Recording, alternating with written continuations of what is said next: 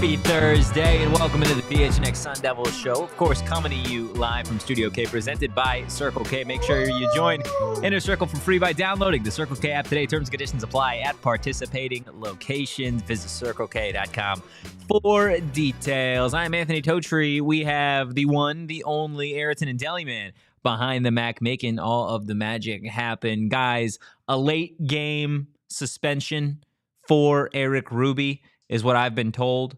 So he is not on the program today. Again, can't confirm or deny the stuff going on with Rubis, but not on the show today. We'll see if he's back tomorrow. Hope so. Hit the like button. Hit the subscribe button. Drop a 5-star review wherever you get your podcast. And since it's just a solo show today, drop any questions, comments, concerns, any thoughts at all in the chat, and I will 100% make sure that I get to those. But today's show is going to be built around your Arizona State Sun Devils and how they can repeat as Big 12 champions. We, of course, know you got Kenny Dillingham, you have Sam Leavitt, you got a premier wide receiver in Jordan Tyson, you bolstered up that offensive line, you've got a deep backfield behind Leavitt in that offensive line. Kyson Brown, Kanye Udo, Raleek Brown, and then you look to the defensive side of the ball. Xavier Alford, Miles Rouser, all of those guys on that defense. We feel really good about what this team is, but there are 15 other teams in this Big 12 conference. So the question of the day, who is the biggest threat to your Arizona State Sun Devils when it comes to repeating as Big 12 champions in back-to-back years? Only been done once before by the Oklahoma Sooners. They are now in the SEC. So we're going to be doing a little bit of a tier list today, so bear with us throughout today's show. Again, let us know any comments, any of your thoughts that you have on today's topic. If there's a specific team that you feel like should go higher in the tier list, maybe there's a team that I put in the A tier that you think belongs a little bit lower. Again, just head to the comments and let me know. But without further ado, let's go ahead, throw that tier list up there. We're going to go team by team again on which teams pose the biggest threat to Arizona State repeating in the Big 12. So we'll say in terms of threats, S tier is a team that immediately walks in day one. That's a team competing for a conference championship. That's a team that has the potential, again, to take away what Arizona State hopes to do in 2025, 2026, and we'll go from there. A, B, C, D, D being a team that doesn't stand a single chance, not even a sliver, not even an ounce of being able to take down the Arizona State Sun Devils. So I think it's perfect that we've got U of A number one on that list. I think it's a consensus for me. I imagine the fan base feels very, very similar. I'm totally comfortable putting the Arizona Wildcats in the D tier in terms of a team that can compete with Arizona State, the team that could prevent Arizona State from winning a Big 12 championship. I don't think that Brent Brennan and company are going to be able to get it done in 2025. I just don't. I think this team overall took a step back last year. Everybody saw that. That fan base was up in arms after Arizona was incapable of even going bowling, coming off one of the best seasons that they've had in program history. They had Tedoroa McMillan be the number 8 pick in the 2025 NFL draft. They had an offensive lineman go pretty early in the draft. Their kicker got drafted. And this team overall was still below average. And you look to what they've done this year. I know there are questions, there are concerns about that offensive line. They added a ton of new pieces. Will it gel together? who's going to be wide receiver one now that their sweet, precious boy, T-Mac, is in the league. I will say I did like the addition of Texas State running back Ishmael Mahdi to the Arizona backfield.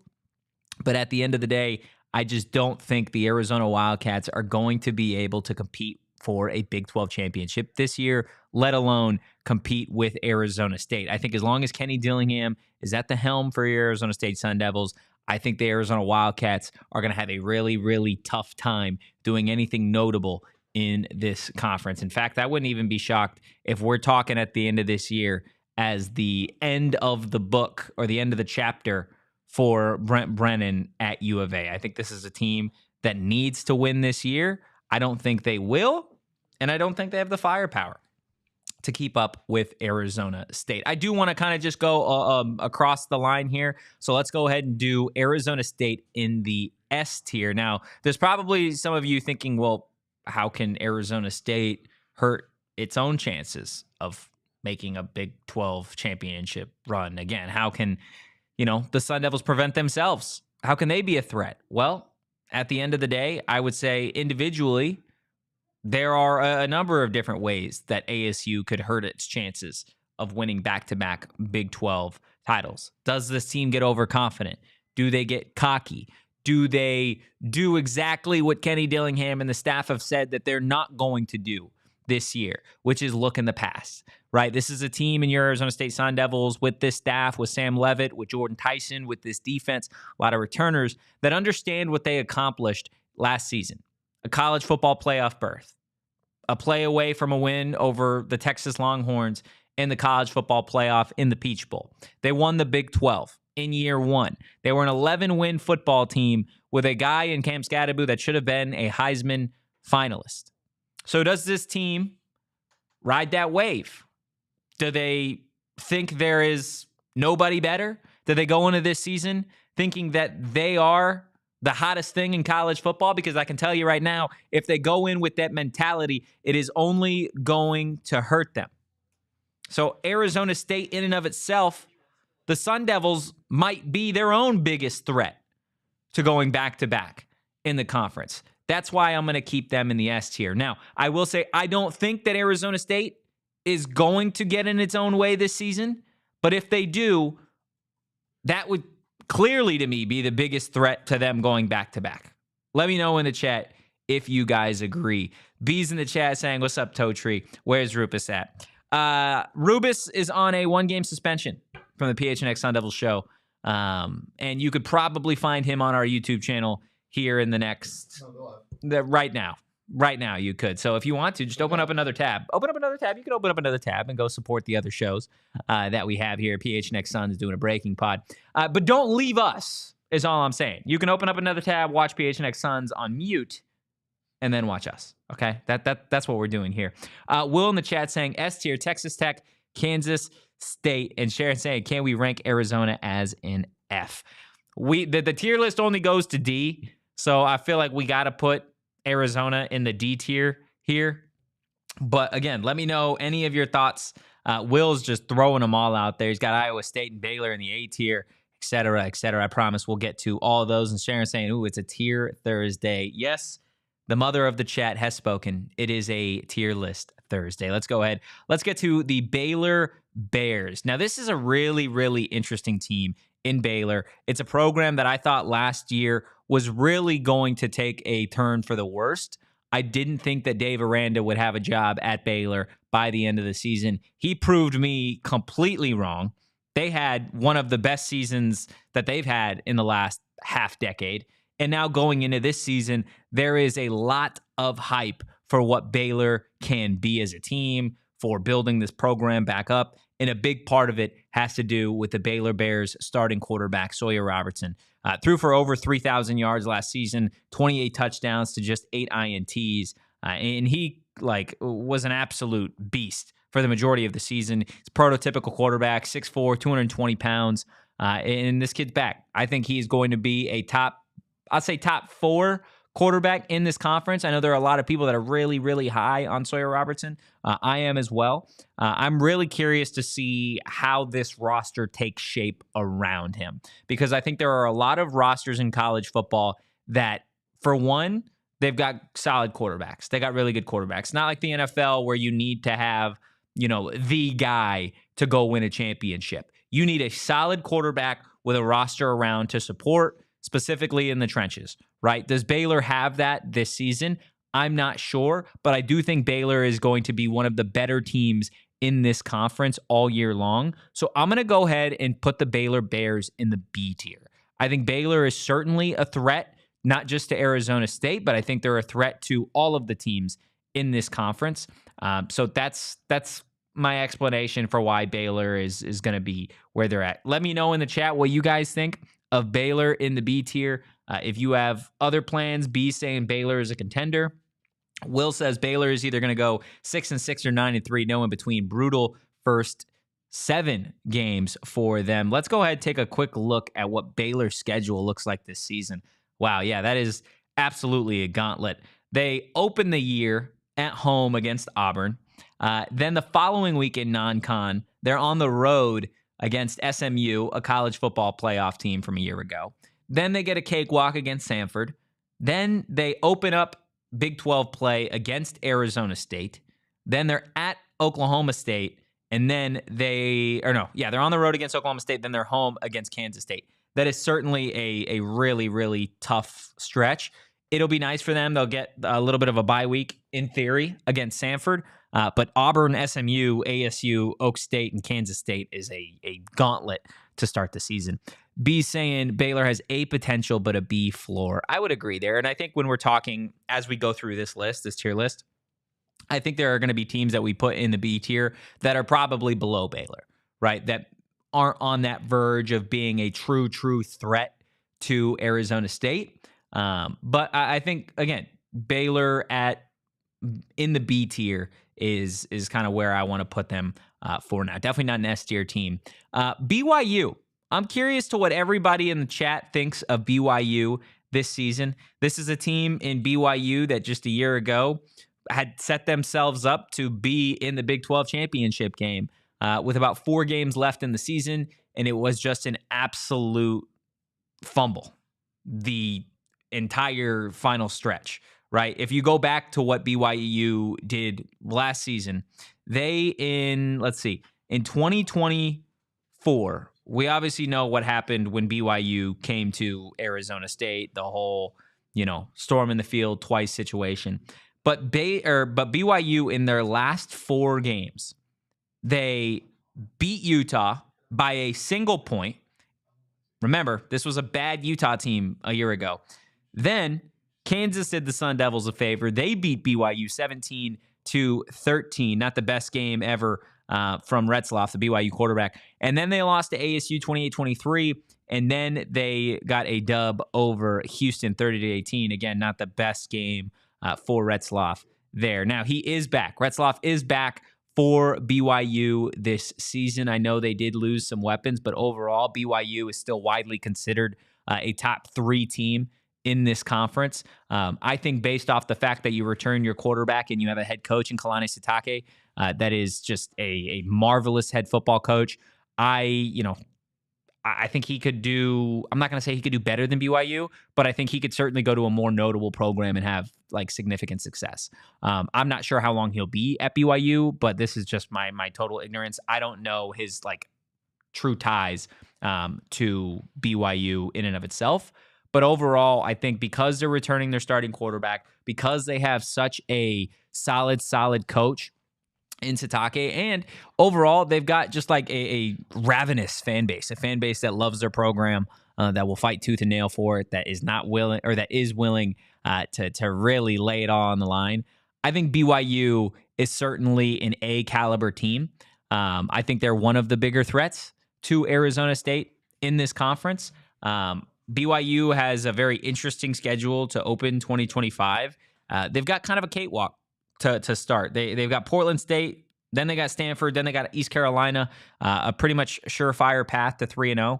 The nice thing as we put BYU in this A tier is that they are not on Arizona State's schedule this year, so the Sun Devils will not see BYU. That BYU fan base is going to have to wait at least another year before they try and get there, get back for what happened in Tempe just a season ago. But overall, I feel pretty confident that BYU is going to be a contender this season. Let's see what the chat thinks. Will saying BYU has some pieces, but lost the main defensive contributors. Not sure how they're going to look this year. Should be competitive, but not the same as last year. B tier. B saying TCU is his sleeper pick. Will saying Retzlaff isn't a special quarterback. Again, I'm with you. I don't think Retzlaff is the greatest thing since sliced bread, but Retzlaff is a returning starting quarterback in this conference, which I think does mean something. There are a lot of teams in college football that would absolutely kill to have a quarterback come back to the university and play another year in that system. For BYU, I think that's going to mean something this year. I also think this is a team in BYU that at the end of the year, they took their foot off the gas. You don't think they know that going into this year? You don't think they're hungry? Right? Again, their coach, I've got so much admiration for him. He's such a really, really talented coach. He's good at what he does. He's a recruiter. He's a hell of a ball knower. And I think he is going to get the most out of BYU this season, especially down the stretch, considering this team really let it slip away from them at the end of last year. Let's go ahead and is that Cincinnati in black right there? Do we do Cincinnati? Let's save Cincinnati for the end. Let's do Colorado. Let's deal with Coach Prime and the Buffs, and we can get out all our thoughts and opinions. And by I mean me. Yeah, I mean me. Shedur's gone. He is a Cleveland Brown, at least until training camp ends. Travis Hunter, he is also gone. They lost their other wide receiver. What's his name? LeJohntay Wester. Gone. BJ Green, gone. One of the running backs entered the portal. This is a team that is going to look significantly different in 2025.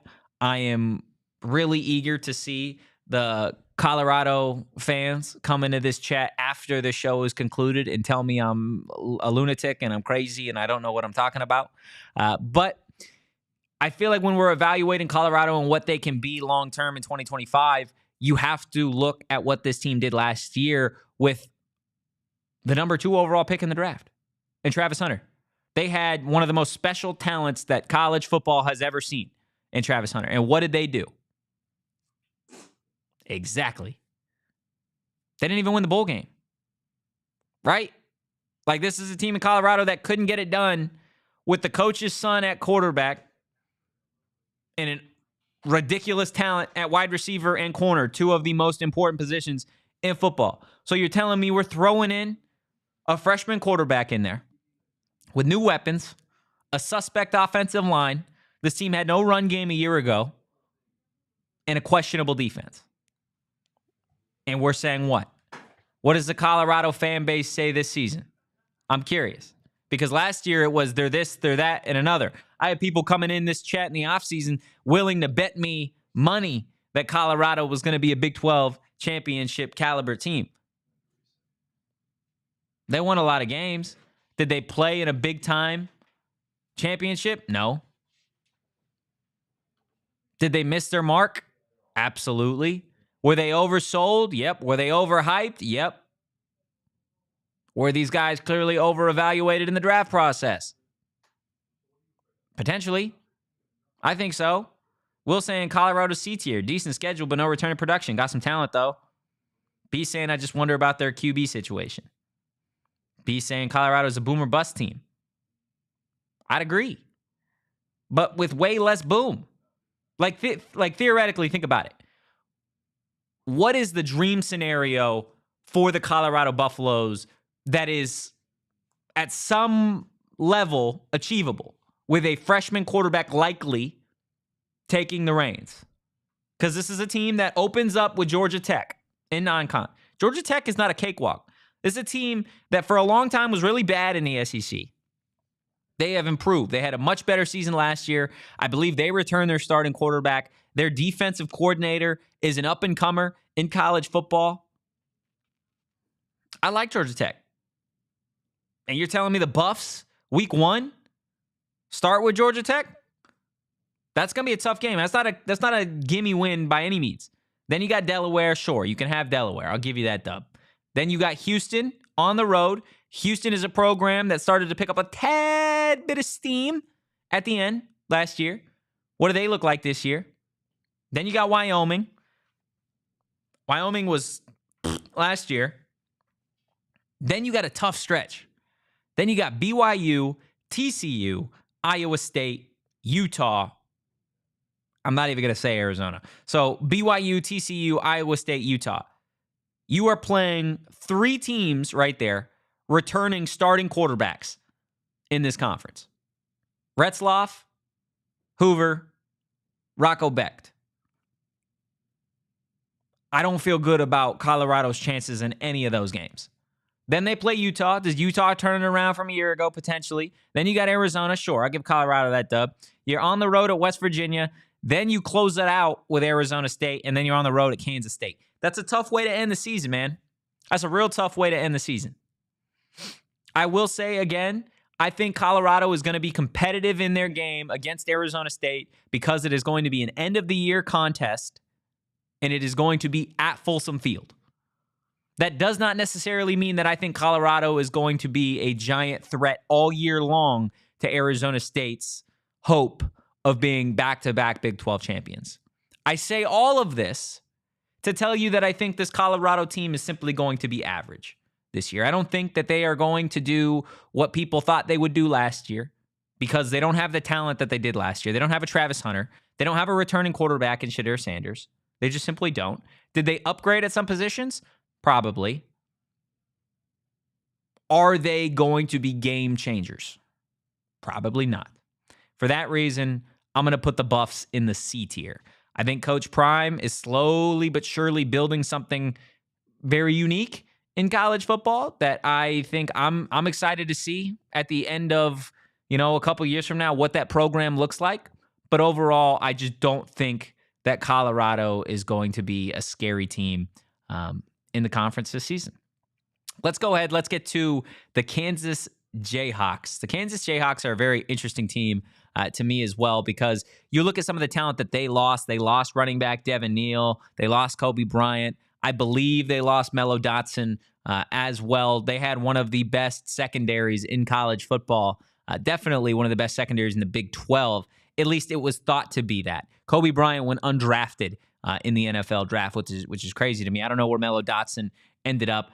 But the real question mark of this conference, I say it again, the real question mark of this conference is the same dude that was the question mark last year, and that is Jalen Daniels, the quarterback for the Kansas Jayhawks. Last year, I am going to be honest, I was wearing the conductor's hat, and I was leading that train onward that Jalen Daniels was going to be a bad man in college football. He was going to be a threat in this conference. Why? Because he has the arm, he can run, and he's experienced.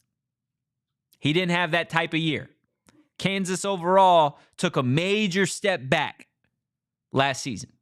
Now, this is the team in Kansas that always recruits well, always feels like they get a dude or two from the portal, and now they're returning Jalen Daniels.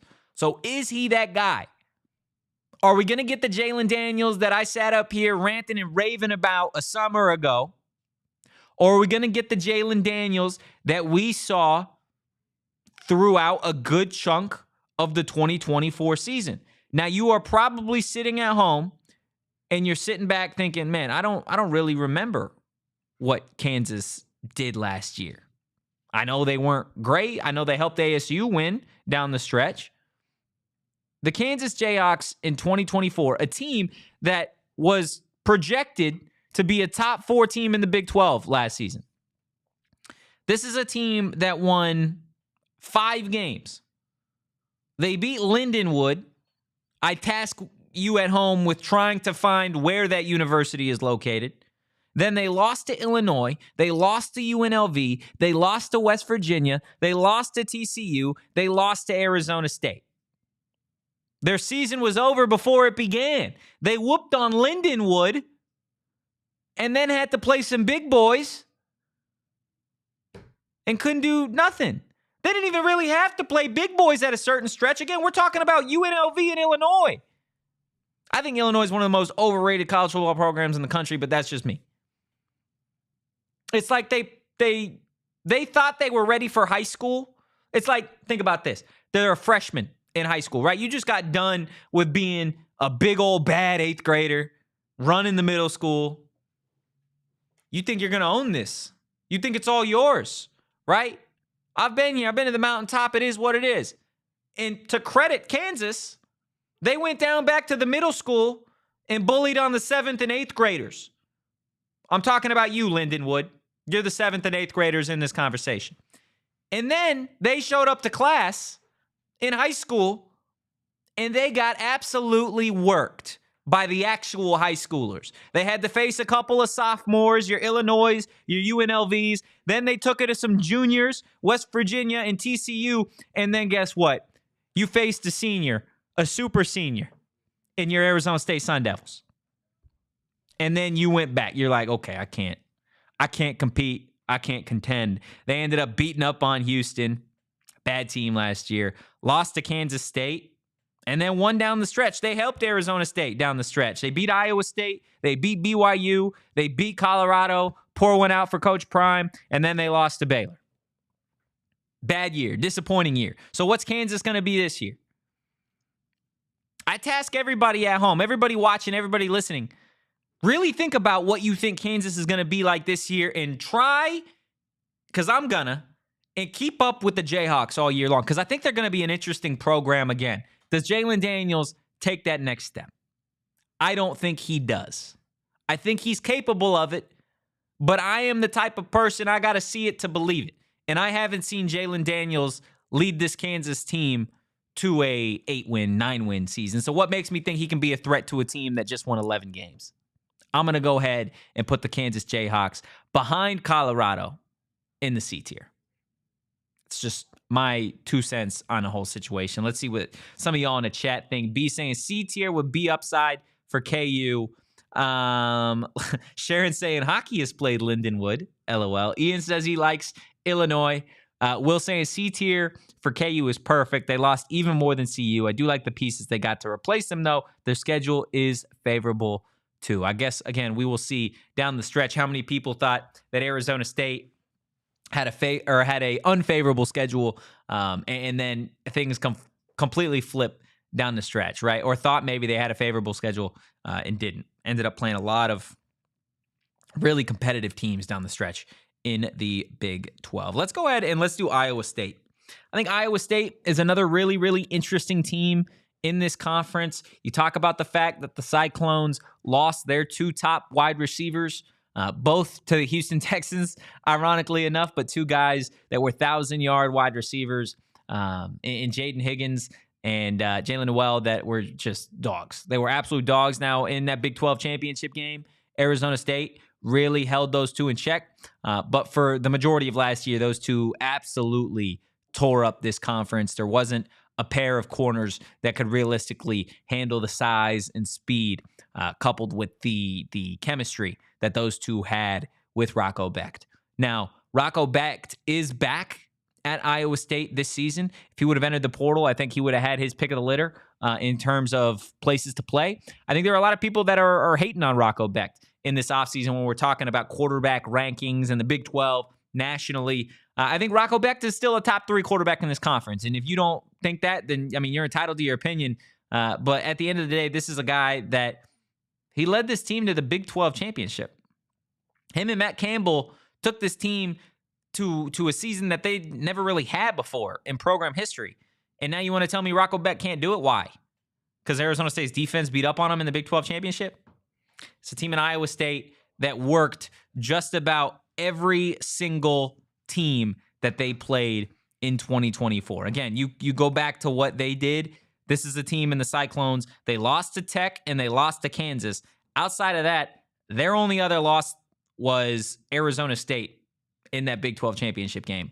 Iowa State even won their bowl game against Miami, a team in the ACC that should have been a college football playoff team at a certain point. Now, I know you had Cam Ward only play half that game, but at the end of the day, that's still a really solid Miami team. And Iowa State ended the season on a high note. And you look at some of the totals that Rocco Becht had throughout last year, he was on an absolute tear. In terms of what this team did to get better in 2025, well, it's going to be a new look offense still led by Rocco Becht. They've got some talent at wide receiver in Chase Sewell. This is a guy that I think is going to really, really surprise people. Transferred from East Carolina. He's 6'4", 195 pounds. He's been around college football, and he could just simply play. Like, that's the best way I can put it. He's got 3 years of athletic eligibility left, to my knowledge. He appeared in 15 games throughout his career, 3 at Colorado, 12 at East Carolina. He's got 49 passes for 645 yards and 1 touchdown. At least, again, this is what I am reading up on him. And Chase, again, a bigger body wide receiver. We know that's what Iowa State likes to play with. It's what we saw Higgins and Noel be successful with at Iowa State last season. In terms of Iowa State being a threat to the Arizona State Sun Devils this year, I mean, they were, in theory, the biggest threat to Arizona State last year. And you look at what the Cyclones have for a schedule in 2025, they open up against Kansas State in, I guess, a non-con, or it's a conference game. That's weird. Their schedule is real weird. They got Kansas State, South Dakota, then Iowa, then Arkansas State to open the year. So I don't know if that Kansas State game is going to count as a con game. So we'll get back on that. But South Dakota, they should take care of them. They should take care of Arkansas State. That Iowa game is always a lot of fun. And then you've got a pretty favorable start to the schedule, the start of conference play at least. You got Arizona, Cincinnati, Colorado before you take on, in theory, a triple threat with BYU, Arizona State, and TCU before closing it out with Kansas and Oklahoma State. It's a conference game in Ireland. Wow, that's going to be a very, very interesting environment to say the least. B saying ISU A tier despite losing wide receivers based on Rocco returning. Will doubling down Iowa State is A tier, if not S tier, losing 2 wide receivers but returning a lot. So should be great weapon for Beck, top 3-4 team in the conference. Yeah, I think this is going to be a top 3. I won't even say top 4. It's going to be a top 3 team in this conference. I like Rocco Becht. As it stands right now, I'm going to go ahead and put Iowa State in the I'm gonna put them in the A tier ahead of BYU. I'm gonna spoil it right now for you guys. Arizona State is the only team in the S tier. The only team that I think confidently can keep themselves from returning as Big 12 champions.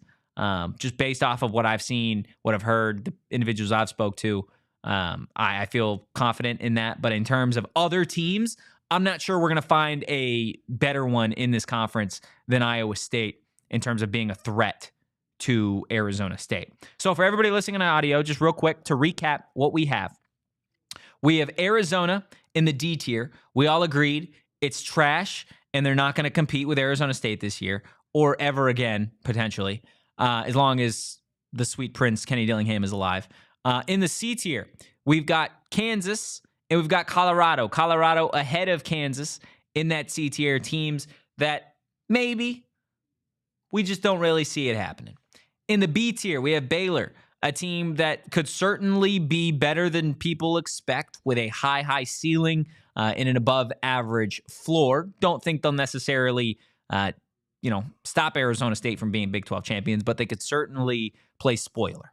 And then in the A tier, teams that are going to be threats. They're going to be competitors. They are going to give Arizona State a run for their money. That is Iowa State and BYU. Iowa State at the top of that list. And then again, you have Arizona State in the S tier. Sharon saying, remember when we were infiltrated by U of A people every day talking trash? Yeah, they're gone now.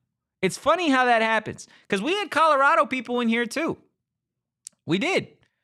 We had Deion fans, Shadur apologists. We had Brent Brennan folks in here. We had everybody in here telling us this, that, and the other. That Arizona's going to be this, that ASU's going to be this, that you're not going to be able to beat the Wildcats or watch out for the Buffs, do all these little things. And then what happened? The season happened and things got really quiet. It's funny how that happens, huh? How everybody would what was it, Luka that said it? Ironically enough, as he gets bounced in the NBA playoffs, everybody wants to talk when they're up. U of A wanted to talk a lot of trash after a 10-win season. Colorado fans wanted to talk after a lot of nothing.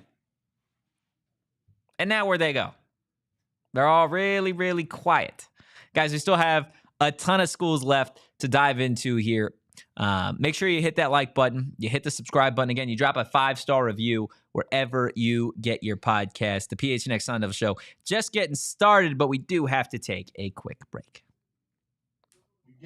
You're right. We get to take a quick break to tell you about our friends over at Gila River Resorts and Casinos. Guys, make sure you visit any of their 4 locations. My personal favorite, Wild Horse Pass. I love it when we go over there. We have some PHNX events. They have been a lot of fun. If you've made it out to maybe a draft party, maybe our annual fantasy draft that we have out there, or any of the other events, it is a really, really good time. And maybe you don't want to go to an event. Maybe you just want to go to a casino and vibe out. Well, Gila River Resorts Casinos is the perfect place to do that because you can lounge at either of any of their amazing restaurants that they have. You can go hang out by the pool, and hey, maybe you're like me and you want to stay on the gaming floor and you want to win some money. You guys can go all in with over 4,500 slots and live table games, or you can catch all the action at any of their sports books with an unprecedented level of entertainment and excitement that you're not going to find anywhere else in the desert.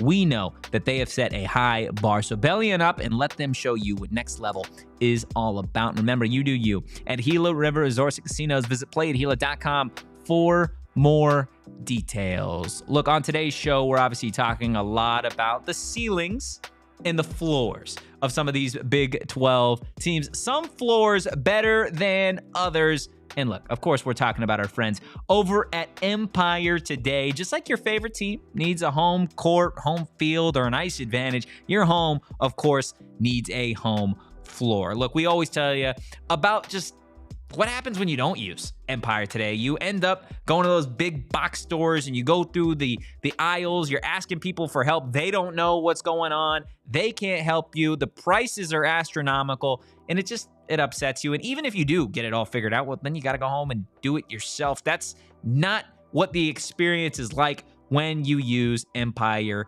today. They live and breathe flooring. Okay, and they're going to be with you every step of the way. It's a whole different ball game when you guys use Empire today. Make sure you schedule a free in-home estimate today because some things are just better at home. PHNX listeners can receive a $350 discount when using that promo code PHNX. Yep, you heard that correctly. A $350 discount with code PHNX. Restrictions apply. Visit Empire today/PHNX for full details. Now, look. My prop man, Rubis, is on another program as it stands right now. I'm not upset about it. I'm just a little disappointed. Okay.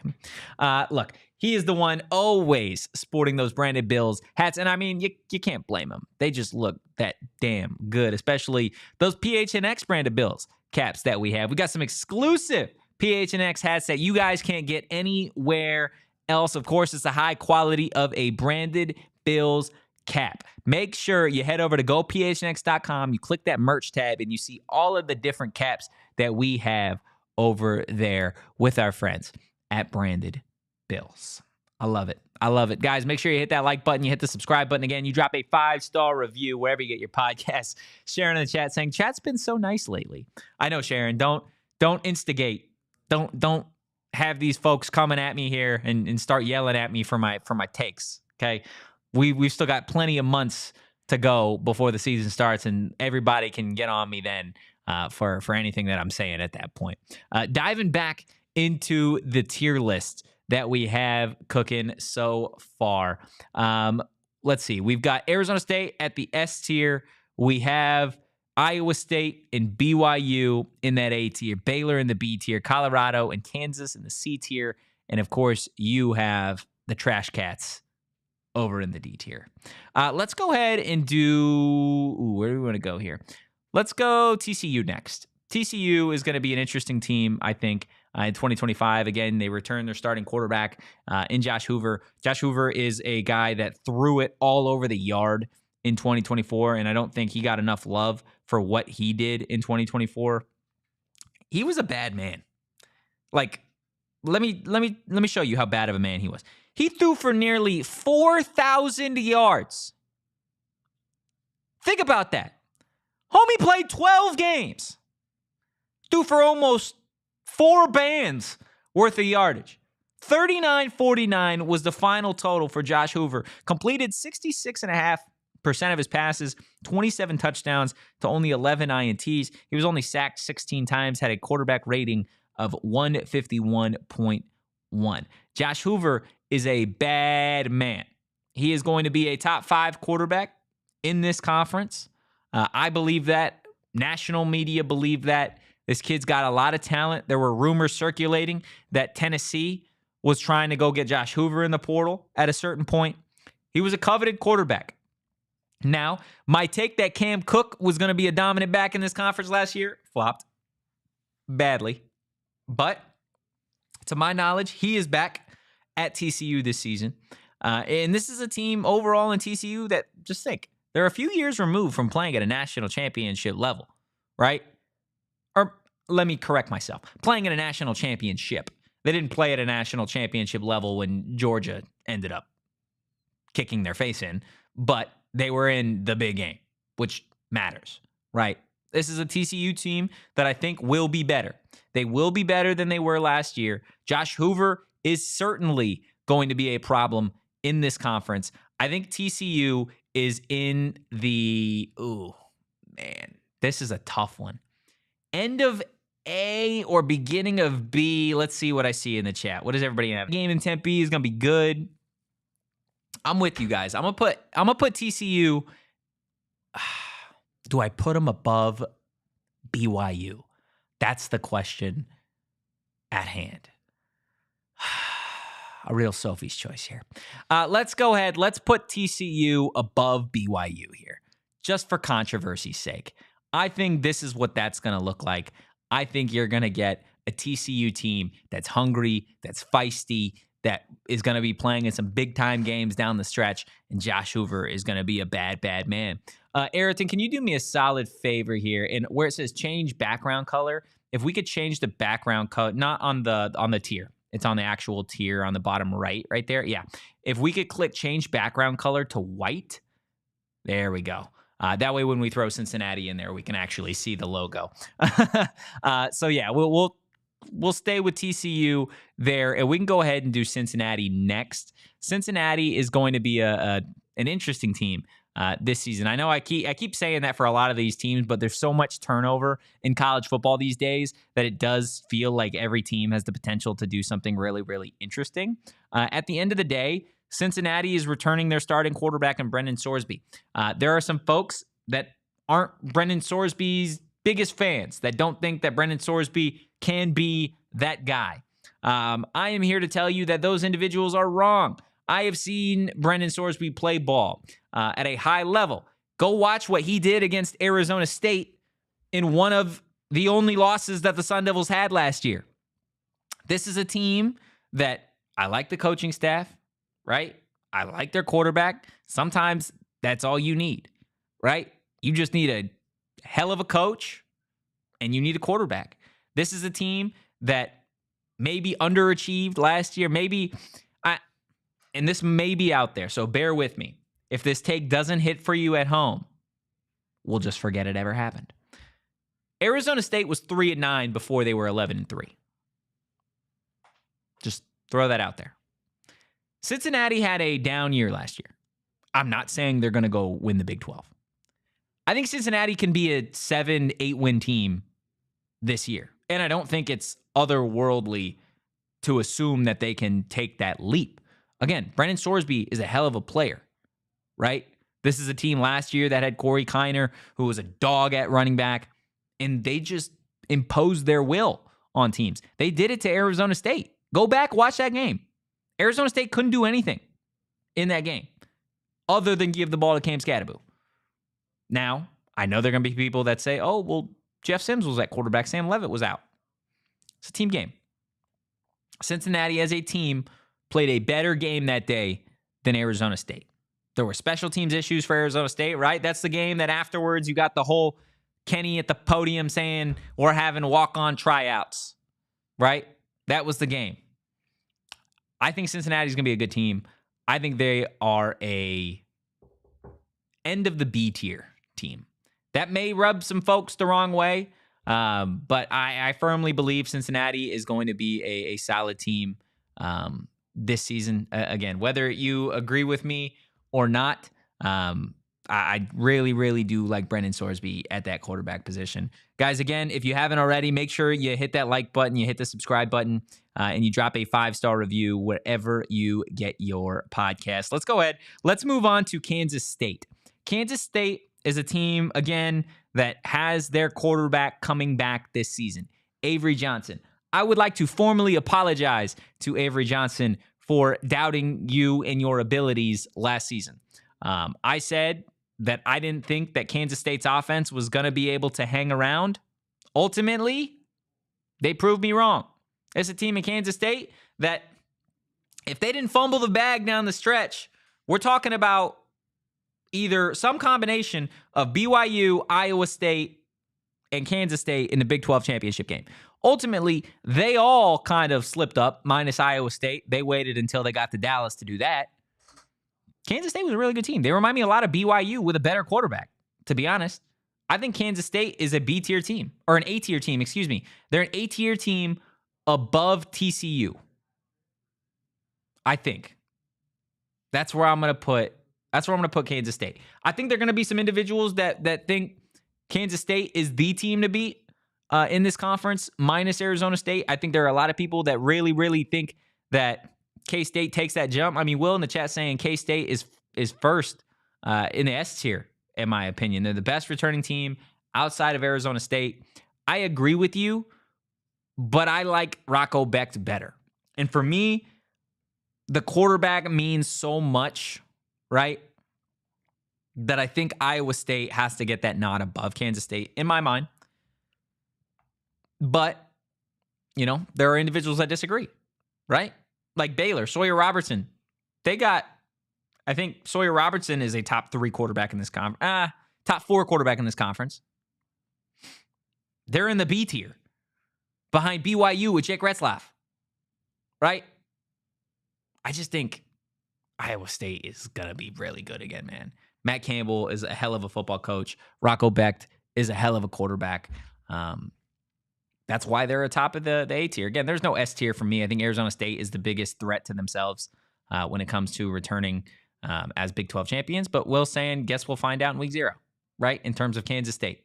Yeah, you're 100% right. We'll see what transpires there. Sharon saying Totri is a big Rocco guy. Big Rocco guy. Elmo hates me for it, but I am a big Rocco guy. Sorry to Elmo on that front. We could do some quick hitters here. Let's go ahead and do West Virginia. West Virginia, I don't believe in the Mountaineers. I have never believed in the Mountaineers. I believe they're real. I believe they're a program. I don't believe that they are going to be a dominant team in college football by any stretch of the imagination. For that, I'm going to go ahead and put West Virginia ahead of Arizona in the D tier. West Virginia doesn't do anything for me. In terms of the quarterback position, in terms of talent they have on the perimeter, in the backfield, all of it, I think is when we're talking about the contenders in this conference, right? Iowa State, Arizona State, Kansas State. Would you look at that? All the state schools.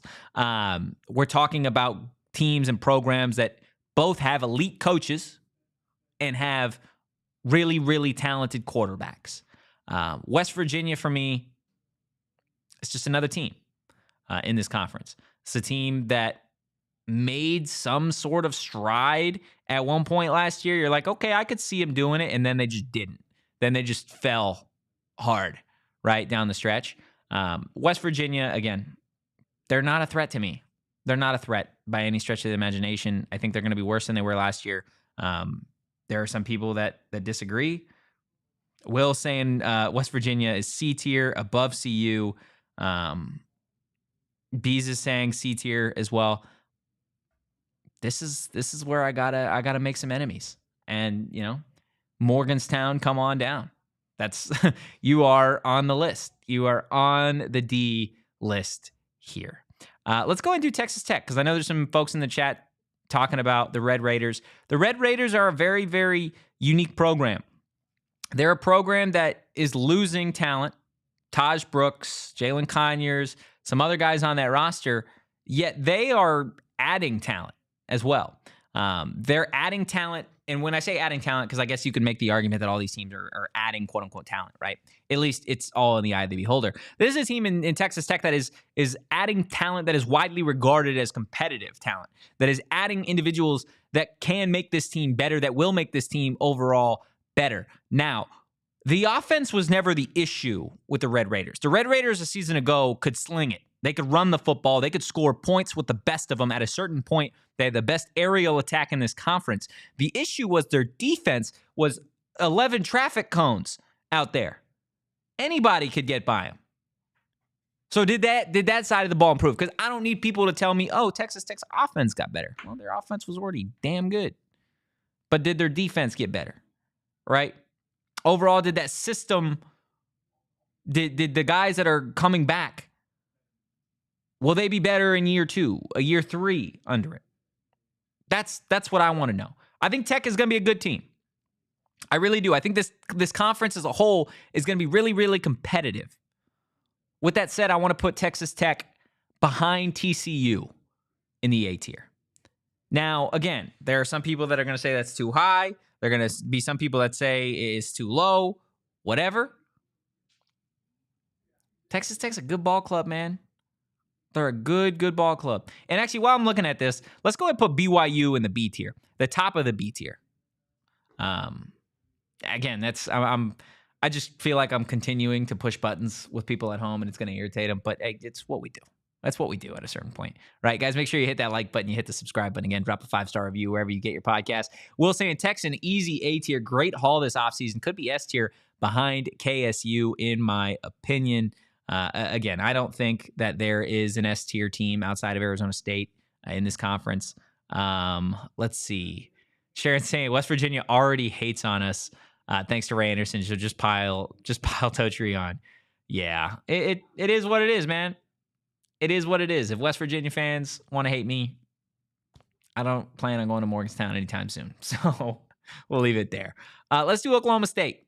Oklahoma State is a team that had the worst season in Mike Gundy history, I believe. The first time that they haven't been bowl eligible since the year that he actually got to Stillwater, which is wildly surprising. They had an experienced quarterback in Alan Bowman. Notice how I said experienced. They had Ollie Gordon, a guy going into the season that some viewed as one of the best skill players in the Big 12, maybe a preseason Heisman candidate. Ultimately, I think he was a 7th-round draft pick by the Miami Dolphins. They had the oldest offensive line in college football. Notice how I said oldest, not best. What are they this year? Does Mike Gundy turn it around? Is this a team that is competitive again? Because they didn't win a single conference game last year. That is almost hard to do. To not win a single game against conference opponents, you went winless in this conference. In a conference that had the Arizona Wildcats and the Houston Cougars last year. And you didn't win a ball game. Now, I think Oklahoma State will be better because it couldn't be much worse. Do I think that they are a contender in this conference? Not really. I am going to put them, though, in the C tier. I'm going to put them above Colorado in the C tier. And what Oklahoma State has over Colorado and Kansas in this conversation is a coach that has done it.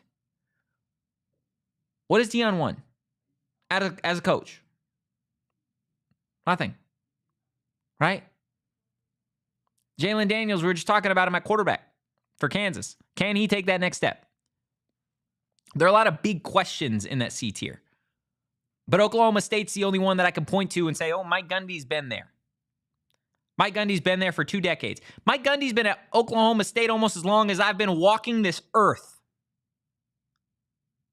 He's a good football coach. He's going to figure it out. I'm going to put them in the C tier. B saying, actually, screw it. If Totri put Tech at A, then might as well put OSU there. You just don't like Texas Tech or what, Bees? I thought you were a Texas Tech, like you were down with it, man. That's why I'm putting Tech in the A tier there. Just a couple of programs left. We could quick hit some of these because I do want to tease what we got going on tomorrow. For UCF, this is a program that I'm not concerned about. They lost their best player in RJ Harvey. We can go ahead and throw them in the D tier. Let's go ahead and throw yeah, that's beautiful, Ayrton. You know exactly what you're doing. Utah is another just big question mark for me. They got a new quarterback. Kyle Whittingham is Kyle Whittingham. I think they're going to turn it around this year. I'm going to put them above Cincinnati in the B tier. Not Houston, Utah. Again, Kyle Whittingham has been to the mountain. He's seen it. He can coach there. And they're always a gritty program. I know Big 12 fans have a nasty taste in their mouth from Utah fans coming in the conference saying that they're going to run it and then not doing that. Cam Rising's gone. He finally got a job, ladies and gentlemen. Time for a new quarterback to really tear it up at Utah. So I'm really interested to see what they do. And then the Houston Cougars. This is a team that is going to be better than they were last year. Again, tough to be as bad as they were a year ago. I am going to put them in the... do we go top of D or end of C, Deli Man? D? Yeah. We can put them in the D tier, right ahead of West Virginia. Guys, let me know what you think. For audio listeners, again, we have Arizona State in the S tier, Iowa State, Kansas State, TCU, and Texas Tech in the A tier, BYU, Baylor, Utah, and Cincinnati in the B tier, Oklahoma State, Colorado, Kansas in the C tier, Houston, West Virginia, UCF, and Arizona in the D tier. And before we get out of here, just so everybody knows, tomorrow, look who we got coming on the show. We got the only Arizona State women's basketball coach, Molly Miller, joining us in studio. Gonna be a ton of fun. Make sure you set an alarm on your phone. Make note of it in the calendar. 1 p.m. on Friday, May 2nd. It's going to be an absolute blast. Guys, we appreciate everybody sticking around with just me and Ayrton for the day. Make sure you hit that like button. You hit the subscribe button. You drop a 5-star review wherever you get your podcast. And we will see you guys on Friday. If you enjoyed the content, give us a follow. PHNX Sun Devils. You can follow me at Anthony Totri. You can follow the Deli Man at Shane Deef, just typing away as always. And as always, go Devils. Peace. We